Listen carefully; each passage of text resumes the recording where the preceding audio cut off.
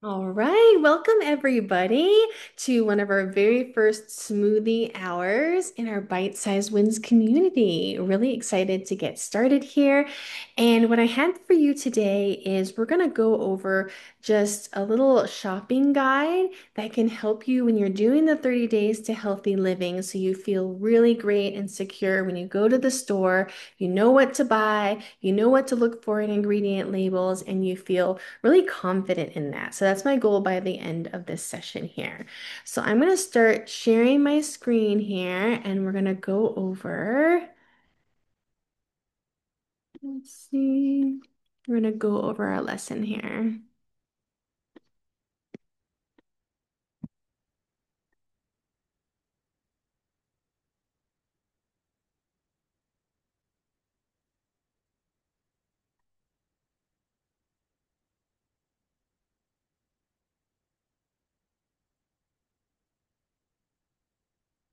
Okay, can everyone see this okay? So, welcome. I have a really great cheat sheet that is going to help make this really simple for you. So, in the course materials, where you're at in your classroom in school, you're going to want to download this 10-second ingredient cheat sheet. And you're going to bring this with you to the store. So go ahead and pause for a moment, print this out, make sure you have it in front of you so you can see what we're talking about as we go along. All right, I'm going to keep going because I'm going to assume that you pause and that now you have your cheat sheet. Okay, so really a quick overview of what we're going to go over today in our Shop Smarter guide. The first thing we're going to go over is how to use your cheat sheet. We're also going to go over today 5 pitfalls to avoid as you are going to the store and what can happen when we go there that derails us a bit. We're going to do a little mini shopping tour where you can get some practice. You're going to see some of my favorite swaps that make it very simple to shift some of the foods and the recipes that you're already using. And then we're just going to keep it really simple, okay? So, how to use your cheat sheet here. So, first, we're going to pull up your cheat sheet.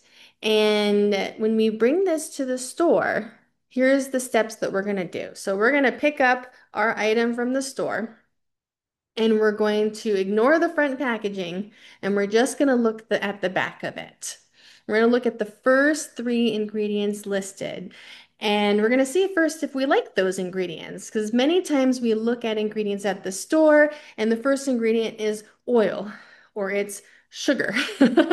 And it's probably not even the actual item that you're buying from the store is the first ingredient. So that's kind of a red flag when you look at that.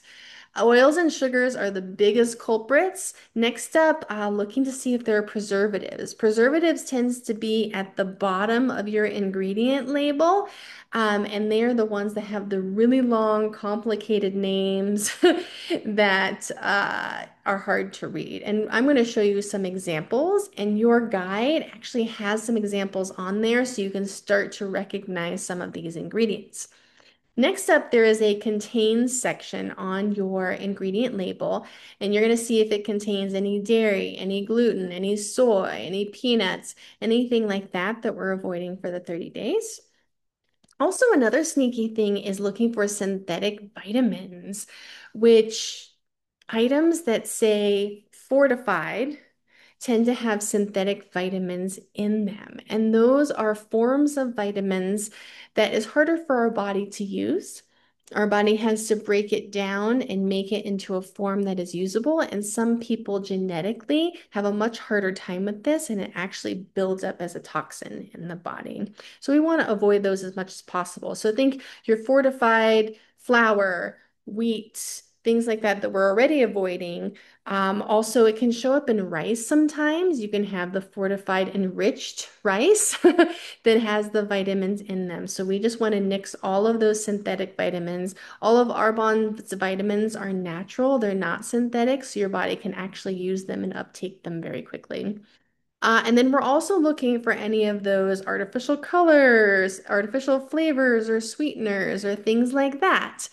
And lastly, any natural flavors. So natural flavors can show up in different ways. It can mean a lot of different things. It could mean anything from an essential oil or a lemon extract from an actual lemon to a dairy item to something that used to be a plant, but they've broken it down so much that now it's basically a chemical. So we're going to go over that here. So each of these sections you can see refined oils, you can see some examples of those refined oils. And when you have your ingredient label, you're just going to go through and do a quick yes or no. Like, okay, I'm looking at the ingredient label. Do I see any of these oils? No. Great. Okay, do I see any added sugars here?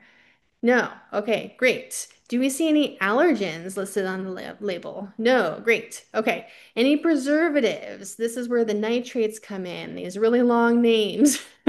Or it'll say in parentheses, preservative. No, awesome. Corn additives are another sneaky one where there could be corn syrup, corn starch. Modified food starch is basically corn starch.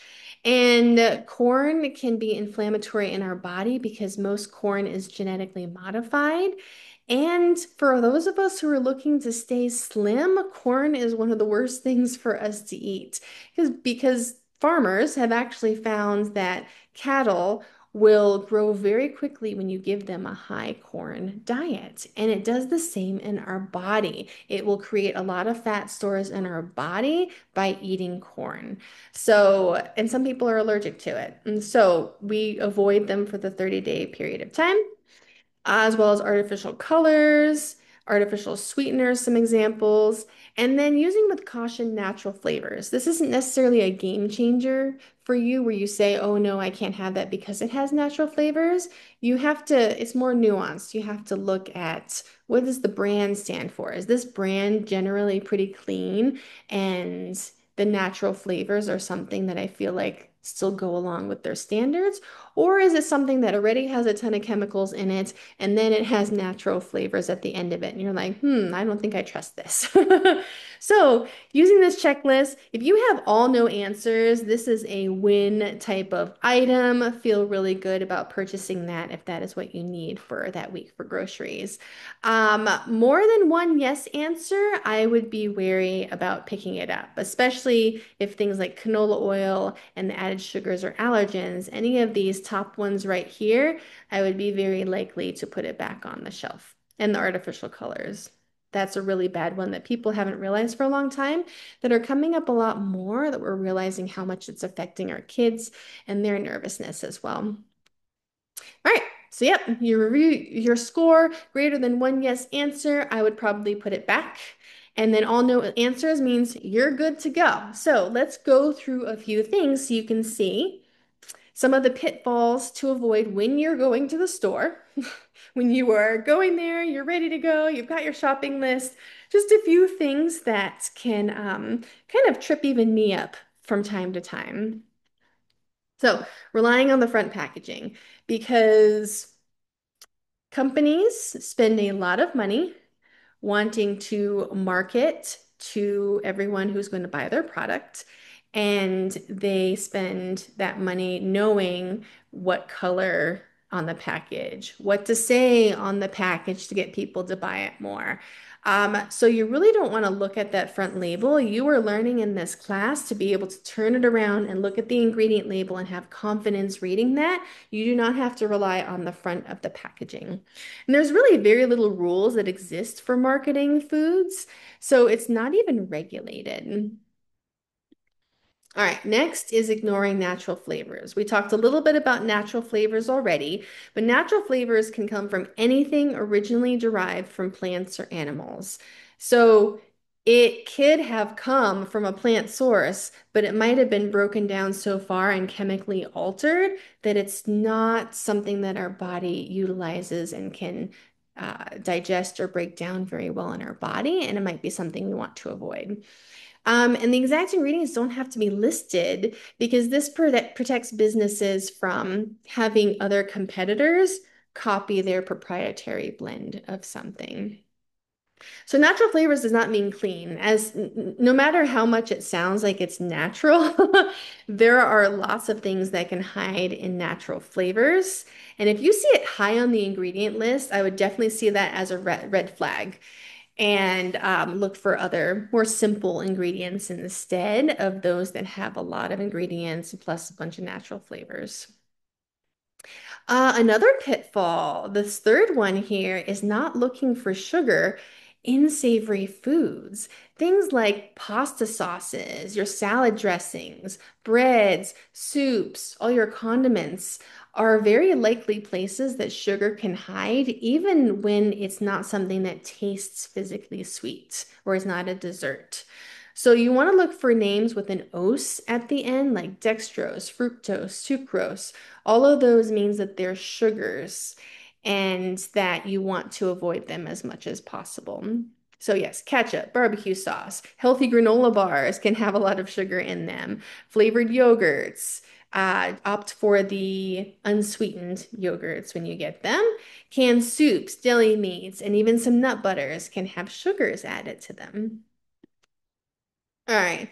This one I'm guilty of. Shopping hungry. We're all busy. We're on the go. We want to just be able to keep going without fueling ourselves, and we can end up at the store hungry. Um, this makes it challenging to go for those healthier foods. I know for myself that I love eating salads, but if I'm hungry in the moment, the likelihood that I will make a salad when I'm hungry is very low. But if I've made myself a salad ahead of time and I don't have to make the decision in the moment, I will eat the salad and I will love the salad. But when we're hungry, we tend to go for those processed foods, the quick foods, the sugary, the salty, the convenience foods. And then often we end up buying a lot more than planned. So try and eat a high protein meal about an hour or two beforehand. And your essential meal shake is a great choice for that. I'll even have that as I'm going to the store sometimes, so I know that I've had something and I won't not as hungry. All right. The last one here is overbuying healthy convenience foods. Now, really, we're looking to try and get back into the kitchen, eat more whole foods as much as possible. And convenience foods are helpful. Sometimes we can overdo it and overuse the convenience foods that are healthy in some regards.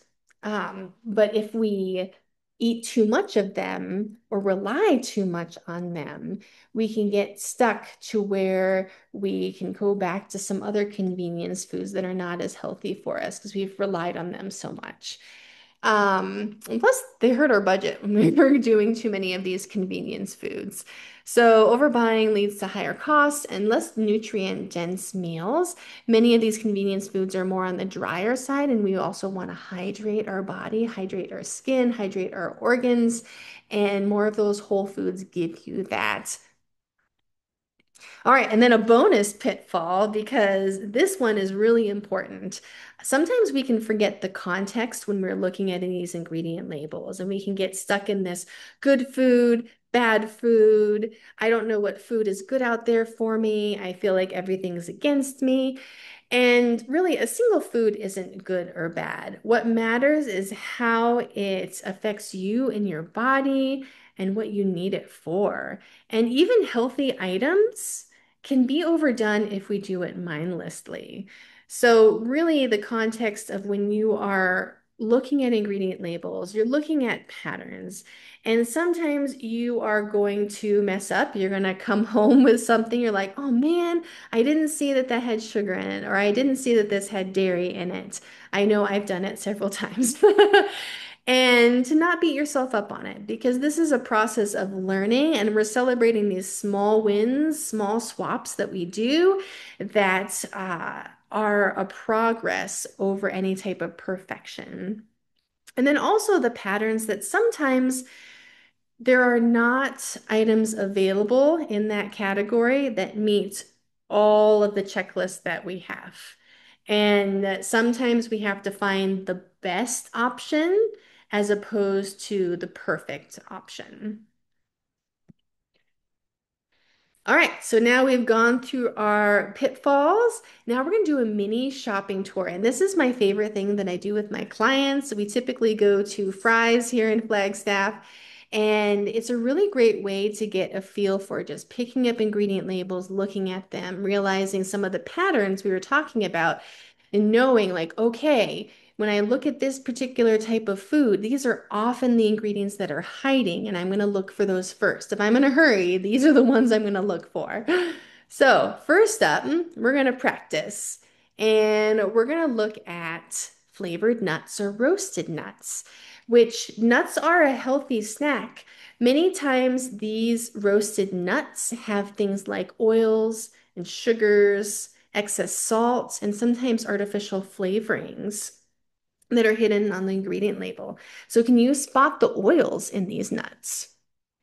So we have the nuts, all this looks fine, and then boom, vegetable oil, which this vegetable oil is a mix of peanut, cottonseed, soybean, and or sunflower oil. Think of a huge vat of leftover oils being mixed in there, and then they use that conglomeration of oil to roast these nuts in. So we want to avoid anything that is roasted with oil because there are other options for nuts. So if you opt for more raw or dry roasted nuts, unflavored nuts, you're going to see a very short ingredient list. It might say almond salt or whatever the nut is, but it should not have oil. Raw nuts should never have oil, and then dry roasted means that they're roasted like in a pan, like a saute pan without any oil. So those are the couple of things that you look for. And then you're also looking for things that are not flavored, because typically the flavored nuts will have oil. It needs to have something to stick in the flavoring to the nut. And then the flavorings often have sugars in them. They have synthetic flavorings and things like that we want to avoid. All right, next up, salad dressings. Salad dressings is a tricky one. Most salad dressings on the market have some form of synthetic oil, most of the time, canola oil. Many times they often have dairy and sugars as well. So let's see, can you spot the oils and the sugars that are in here? So boom, right off the bat, we have soybean oil in this one. And then we have sugar as the one, two, three, four, fifth ingredient right here. And then a whole bunch of additives. We have modified food starch, which is corn. It's cornstarch. We have MSG, which is another very inflammatory flavoring that they put in, flavor enhancer. We have a preservative, sodium benzenate. We have another preservative, and we have another preservative. So this one is a bad contender. You do not want to be picking up this dressing. It has oil, sugar, it has milk that we're avoiding for the 30 days so we can test it. It's got corn, it's got flavor enhancers, it has preservatives, several preservatives. This one is one that you definitely want to avoid. So, knowing the brands that stand for healthier ingredients is really important. I really love this Primal Kitchen. They have mayos, they have dressings, they have different marinades, they have lots of things that only use avocado oil. Along with that, coconut oil is great. And then olive oil is great as long as you're not necessarily cooking a lot with olive oil because cooking olive oil will become more rancid when you put it at a high heat. So this one, the first ingredient is all avocado oil.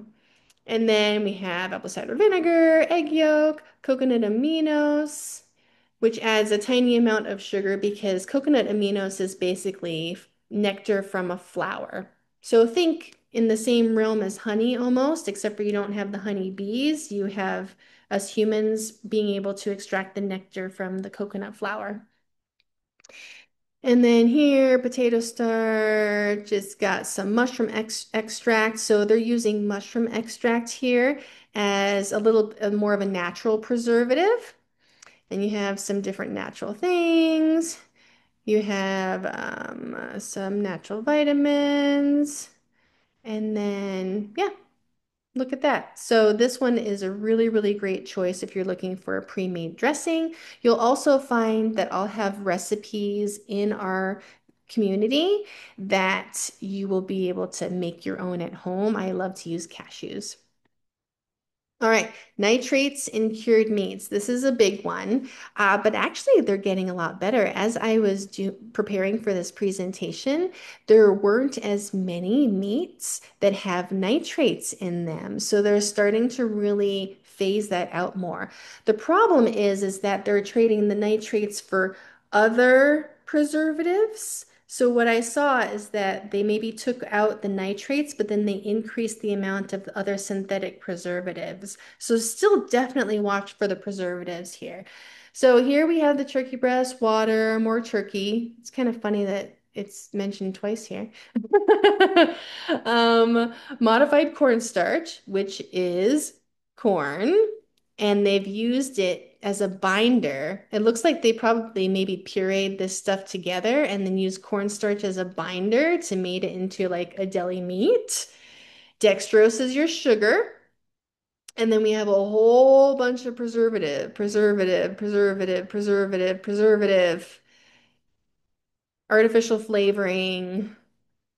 I think this is a preservative and definitely a preservative. Here's your nitrate. So this is a lot of preservatives with a little bit of meat in there. So definitely avoid something that looks like this on your ingredient label. Here, this is great. Only three ingredients, organic, turkey, water, salt, and a little bit of honey there for flavoring. Looks great. All right, so you don't have to buy everything organic if that's not in your food budget or your means to do so. So I just took these. This is for 2025. Every year, Environmental Working Group creates a list of the lowest pesticide fruits and vegetables and the highest pesticide fruits and vegetables. So the Dirty Dozen means that out of all the ones that they tested, these 12 were the highest in pesticides, and you really need to choose organic as much as possible, which spinach and strawberries has been up at the top for years and years. So think any of these that have real thin skins that where you're eating the skins, you want to have them very clean. And blackberries are brand new. So blackberries have gotten worse with their pesticide use. Blueberries have been there for a while, and then potatoes are new for this year.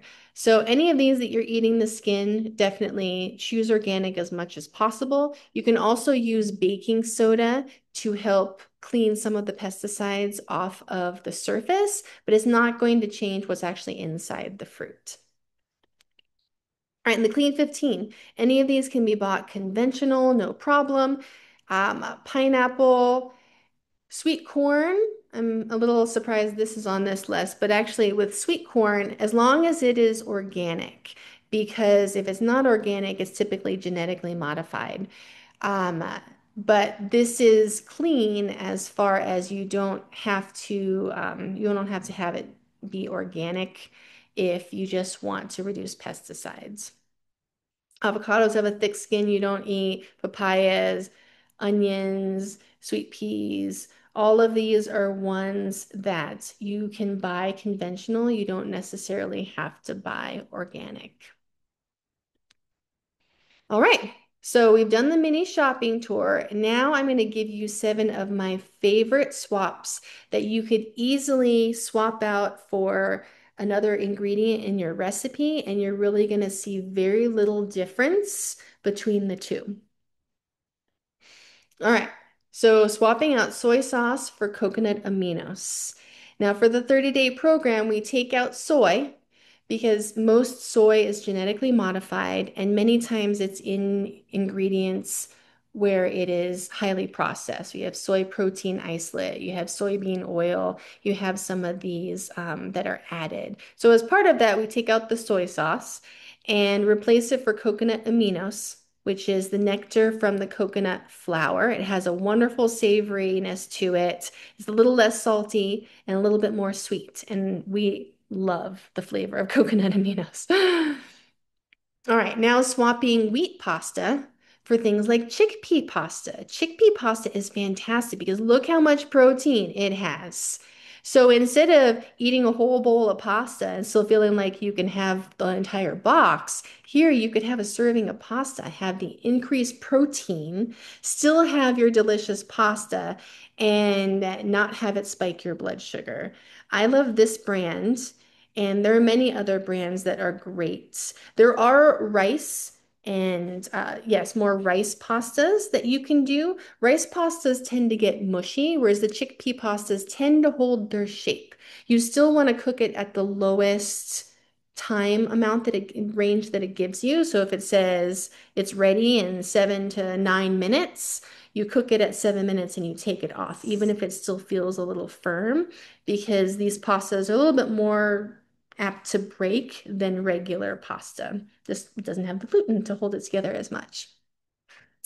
All right, for tortillas and swapping out corn tortillas as well as wheat tortillas, you can opt for grain-free tortillas. This brand is great. Siete is a wonderful brand. They only ever use avocado oil and they have grain-free as well as an almond flour option for tortillas. You can find them in the frozen food section. I love these tortillas so much. They're delicious.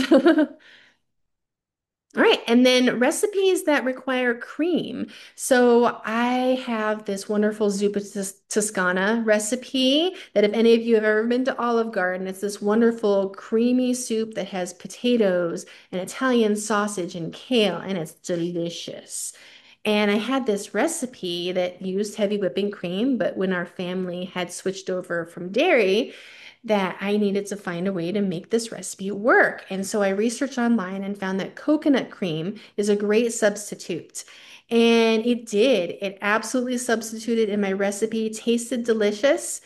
Initially, when you put it in there, you smell some of the coconut, but actually, once it starts to cook over time, you do not taste or smell any of the coconut at all. And it keeps it very, very creamy. All right. Fish is a big one because farm raised fish, you can see by the color here, it has this very, very pale pink color.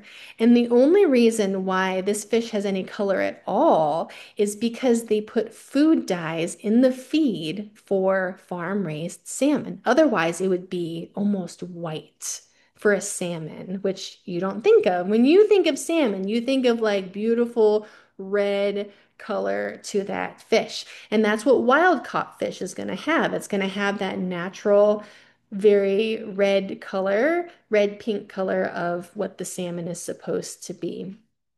So opt for the wild caught as much as possible. Stay away from the farm raised because they're raised on corn and soy and not their normal diet anyway.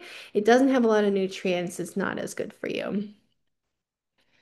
All right, and then as far as for eggs, so cage-free or free-range eggs actually don't mean a whole lot.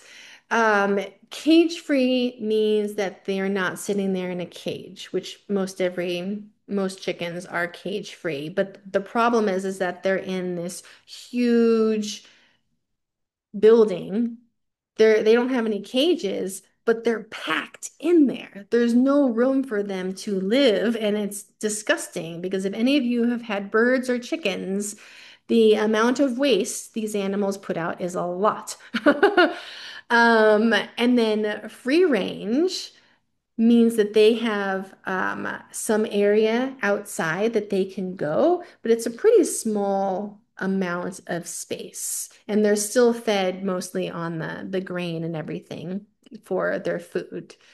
The best is really going to be your pasture raised because pasture raised means that they are eating a large percentage of their food just of bugs and seeds and things that they find outside. They pretty much live outside and then they have supplemental feed for when they need it. And that's what most people as a backyard chicken coop do is that they have access to both worlds here. And so that's really one of the best things that you can do as far as for eggs is to swap over to more of a pasture raised eggs. All right, and then we have cow milk yogurt.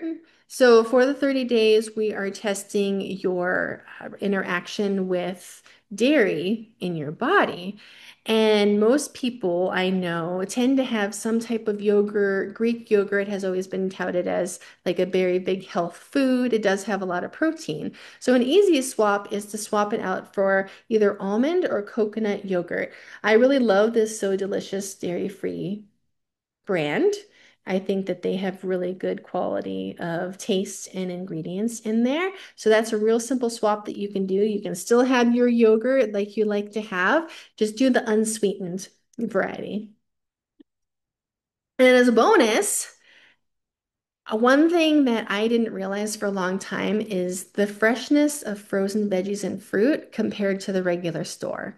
Because when you go to the supermarket and you go to buy strawberries, those strawberries have been picked a very, very long time ago. And many strawberries have been sprayed with ripening agents so that they ripen as they travel over to you. So they were picked when they were unripe, and then they're kind of ripe like artificially ripe when they come to you. Whereas when you have frozen fruits, like these frozen strawberries, they are picked at ripeness and then frozen. So they are in a much riper state than it would be when you buy them in the store, and they tend to have more nutrients in them. They tend to be pretty cost effective buying it this way, and it's a great thing to just have on hand so that you have fruit, you have vegetables on hand when you need it for cooking. All right. So we've been through a lot. Feel free to watch this video again or reach out to me with any questions that you have as far as some of the things that we've covered here. I really just want you to keep it simple at this point. So when you go to the store, keep your grocery guide handy. Okay, it is your cheat sheet. Use it every time you go to the store, especially those first couple of weeks, so you can really get a good hold on what it looks like when you're looking at these ingredients. What are you looking for? And then I want you to celebrate your small wins. So we have a wins tab in the community where you can post your win for the week. And that's part of what you're able to do to earn your $200 in free stuff. Okay. Because I want to see you successful. And the more that I can get you engaged in the community, the more that I can see you taking these little tiny steps and gaining your confidence, that benefits everybody. So I want to see those wins every single week. Okay, I'll be watching. I'll be asking you and going, where's your win? Tell me your win for the week because I want you celebrating each and every time and not beating yourself up for the things that maybe you messed up that week. Maybe you made a dinner that was a flop that you didn't like, that no one liked. Or you came home with some item from the grocery store that you thought was okay, and you got home and you realized it had an ingredient that you didn't want in there. I want you focusing in on the positives and the things that are going right because where we have our vision and our mind set to, that is the direction we're going to go. And as we are looking at the positive, then we're going to keep on the positive. All right, so that is it for this first section of your module. You're going to continue on to module 2, which is all about your first week in the 30-day program. We're going to set up your weekly rhythm, how you're going to get support, the supplements that you need to use, the strategies that you need to keep going strong. So really excited. Thank you for your time, and I'll see you in the next video.